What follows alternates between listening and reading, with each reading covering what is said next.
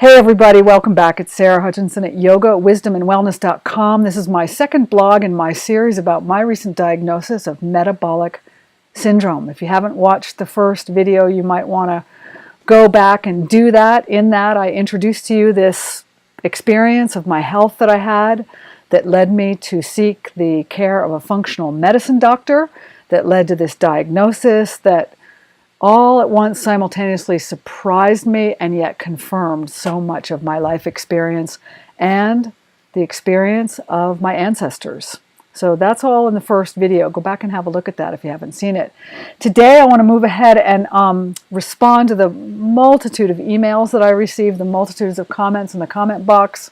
Thank you everyone who's out there listening and responding.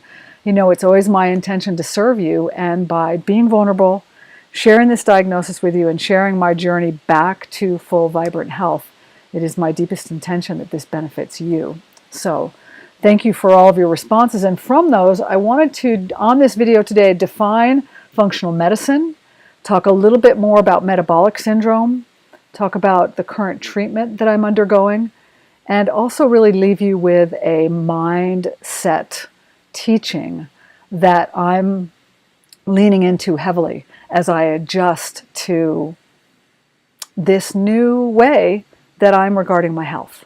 So again, this is super vulnerable for me because I'm used to just showing up and having it all together, and I don't have it all together. In fact, this diagnosis really, in many ways, grounded me, but has also put me into a big spin. Why? It's called the internet. You know, you get on the internet, you start Googling around, you follow all these links, all the clickbait, and the next thing you know, if you're me, you're reading about homocysteine, which is an amino acid, which is extremely elevated in me right now, which is part of metabolic syndrome, which can lead to Alzheimer's disease.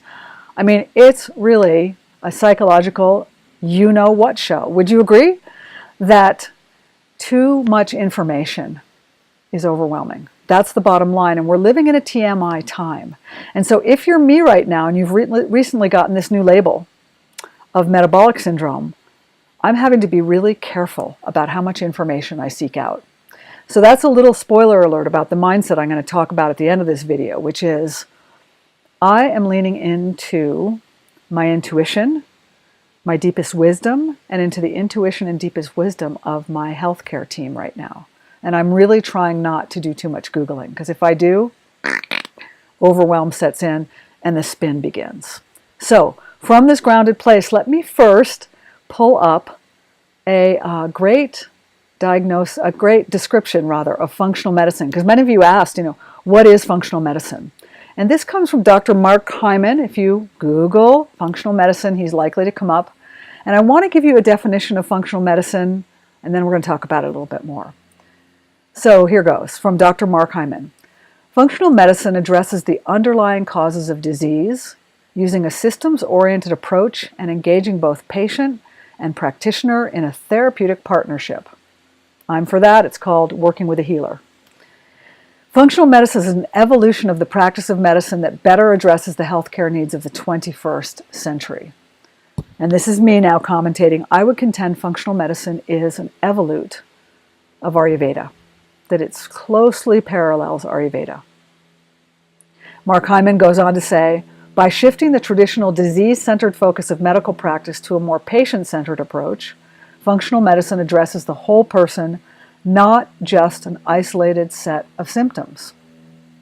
Functional medicine practitioners spend time with their patients, listening to their histories, and looking at the interactions among genetic, environmental, and lifestyle factors that can influence long-term health and complex chronic disease. In this way, functional medicine supports the unique expression of health and vitality for each individual. Now, that sounds a lot like Ayurveda. It also sounds a lot like what I had as a little girl when we had a family doctor who did house calls.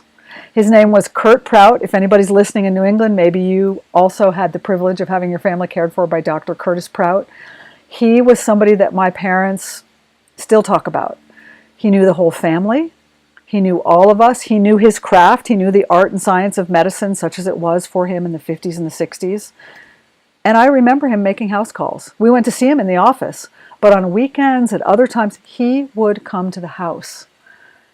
He was a bit of an Ayurveda. He was a bit of a functional medicine doctor. None of these definitions are brand new. It's a matter of emphasis. And so why did I seek the care of a functional medicine doctor? Because my primary care doctor, who's incredibly skilled, compassionate, and wonderful, had done what she could to look at my health. She'd looked at it through the lens that she's trained in. She'd looked at it with the amount of time that she's permitted for each office visit. And within the system that she's operating, she's got some limitations. And so a functional medicine doctor is operating under a different paradigm. Now, if you Google functional medicine, you're going to see arguments against it, that it's quackery. Oh well, you get to decide yourself. And for me right now, choosing functional medicine was a bit of a no-brainer because traditional medicine wasn't addressing what's taken place for my mother, my grandmother, and now me. Acupuncture, massage, straight up Ayurveda weren't quite nailing it either. And functional medicine seemed to bring together those worlds. Now, time will tell whether the solutions that are being offered through my functional medicine doctor are going to work for what I'm dealing with. So let's go on to what I'm dealing with, which is this diagnosis of metabolic syndrome. So let's look at what metabolic syndrome is. Let's define it. And again, you're going to find a ton of stuff on this if you Google it. So, Googlers beware. But for me right now, I'm going to first start out by telling you that some research estimates that 34% of adults above the age of 20 and a whopping 44% of us over the age of 50 have metabolic syndrome. It's a shocker, right? It's not something that's going to show up easily or be easily diagnosed, because what you might show up with is, and have metabolic syndrome, people will show up with adult onset diabetes, hypertension, elevated lipids in their blood, central obesity, which means the big tummy, and atherosclerosis, like vascular plaque, clogging of the arteries. Any one of those things. My mom had central obesity, and I think she did have elevated triglycerides. I don't know what her blood sugars were. I don't know if anybody ever checked them. She did not have hypertension. I have hypertension, and by measurements, I have central obesity. I have more girth in my belly than I should for my height and some of the other ratios in my body. Things that go along with metabolic syndrome, and this is a long list, but again, I don't want to give you TMI, but I want to give you the broad glimpse at this. Comorbidities include psoriasis, schizophrenia, depression, bipolar depression, gout, which my father has, liver disease, polycystic ovarian syndrome, erectile dysfunction, dementia, which my mother had, cancer, glaucoma, osteoarthritis, sleep apnea, GERD, stroke, asthma, chronic pain, acne, and dental decay. Now, that's a big, long, scary list, right? These are all the comorbidities, the things that can go along with metabolic syndrome. Again, you see this incredible overlay and relationships between these things. And I just want to say, as a registered nurse of almost 40 years, the reason I became so passionate about Ayurveda was it began to bring things together and explain pathways of illness and wellness that I never was able to find in science and conventional Western medicine. So we're on the integrated evolutionary path here, and that is how I am seeking my healing. Okay, so I want to talk to you just for these last few minutes about what I'm currently doing to address my metabolic syndrome, what stage of treatment I'm in, because many of you have asked.